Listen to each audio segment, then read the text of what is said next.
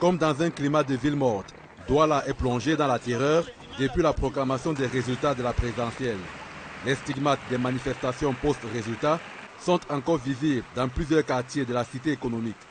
Ici, au camp Yabassi, dans le 2e arrondissement de la ville, il faut montrer patte blanche pour avoir accès au quartier.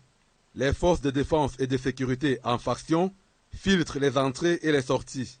Les populations ont érigé des barricades à l'entrée des servitudes qui desservent les domiciles. La tension est encore palpable.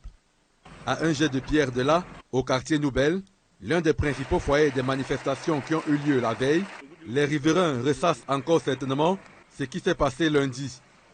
Les manifestants ont été sans pitié pour Madame le maire de Douala 2e, dont le domicile a été incendié, portes et fenêtres caillassées, des engins de la mairie incendiés.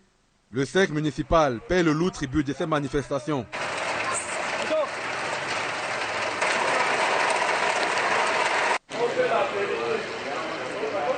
Ici, au marché Dakar, le pillage a fait rage, aux grandes dames des employés de cette poissonnerie. Et nous sommes comme ça ici à Dakar, ils ont vidangé tous les moteurs des congélateurs, ils ont vidangé tous les moteurs, tout est parfaitement à terre, ils ont cassé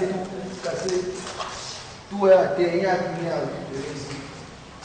Donc, comme vous le constatez, ils ont cassé.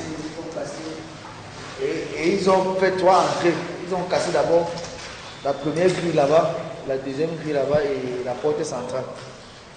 Donc, tout à terre, tout congèle comme à terre. Donc, ils ont cassé tout. Et comme vous pouvez le constater, ils ont abandonné tous les chaussures, les babouches. Il y a un pied de babouche là, un pied de partout là. Tout le sol là, un pied de chaussures là. Partout là. Donc, la manifestation a atteint son pic au lieu dit Newton Aéroport. Et comme symbole des dégâts enregistrés ici, cette station-service. Ce qui s'est passé la veille s'apparente à une scène de guérilla.